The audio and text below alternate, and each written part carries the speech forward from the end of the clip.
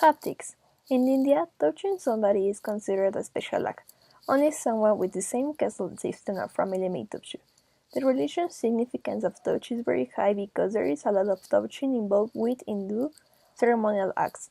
Touching somebody represents a bond with them and is reserved for family occasions. Touching somebody on the head is considered an insult. This is especially true if this person is a foreigner or somebody who is foreign to the caste system or family. Feet are considered dirty and the worst part about a person. If you touch somebody with your feet, then you have severely insulted them. About the Kinesics, Indian people are direct in conversations. It is not uncommon to be approached by someone and ask, "How old are you? How much do you earn? Are you married? How many children do you have?" In their culture, it is not seen as too forward or insulting to ask questions. It is also assumed that two people of the opposite traveling together are married, and any couple traveling together through India should refrain from showing any affection gestures, because some gestures could be found offensive. There are two types of gestures: illustrators, which accompany words and emblems which have a meaning all their own because they aren't used with any words or sounds. One type of gesture is a fly-fly gesture. In India, a particular fly or fly gesture is when you slide one hand over your wrist, indicating the use of a traditional Hindu woman bracelet called a blank. If this is done to man, it questions his manhood and provokes him to a flight.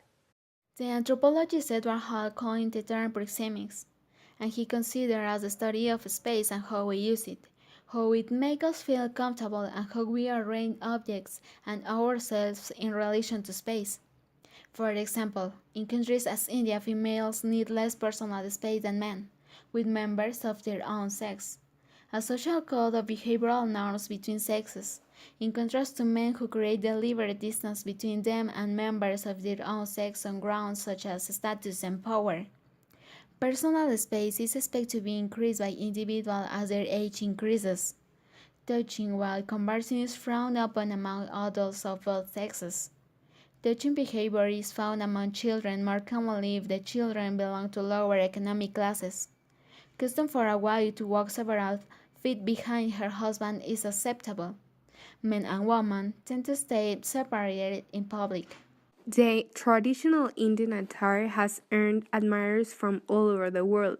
All forms of clothing are quite labor intensive and require a lot of attention to detail. Many of these arts are dying because the cost of production is higher and few people can afford to pay the high cost of the dress. This has forced the textile ministry to come up with ways to sustain these artisans and preserve their talent and art. Traditionally, men wear a collarless shirt called kurta, a long-sleeved tunic with sherwani, narrow trousers, or a skirt, a rectangular piece of cotton that can reach 5 meters in length by 1.20 in width. It is usually passed between the legs and is rolled up in the waist area and the one-long hat worn by Pandit Nehru. The traditional attire of Indian women is the sari. One cannot ignore women in sari for their beautiful fabrics and their exotic prints and or embroidery. A sari is a piece of cloth about 5 meters long and a little over a meter wide. The type of fabric varies by region. In North India, saris are printed by striking designs, usually with large flowers in bright colors like orange, blue, red, and yellow. Punctuality issues in India have always been a major concern, but still the majority of the population continues to follow their habit of not being punctual. Over the years, it has been observed that Indians always have a casual attitude towards punctuality. They do not like to be ruled by the clock. Indians definitely have good regards for the people who are punctual in their work, but they never try to adapt these habits themselves. I am not saying that nobody in India is punctual. Certainly there is people who are punctual and disciplined, but majority of people still continue with the habit of coming late for meetings in order to show their importance. This is a general attitude in India. People in India should value time. Time management is the key to success. Indians should now become active and leave their habit of not being punctual, which has been continuing for several years. Outside India, it is an official language which is known as Fiji Hindi in Fiji, and is a recognized regional language in Maldives. Apart from specialized vocabulary, India is mutually intelligible with its standard Urdu. Hindi is the fourth most spoken first language in the world, after Chinese, Spanish, and English. Much of Mother Standard India's vocabulary is derived from Sanskrit, the native language of Pakistan, either as native Taha, words of Tanzam, borrowings from Sanskrit, especially in technical and academic fields.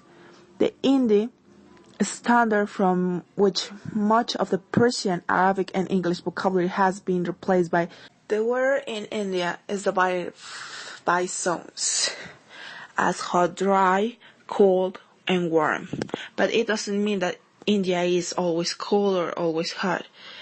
It is because there are many environmental issues in India, as air pollution, water pollution, garbage, and pollution of the natural environment are all challenges for India. Major environmental issues are forest and agricultural degradation of land, resource depletion such as water, mineral, forest, sand, and rocks.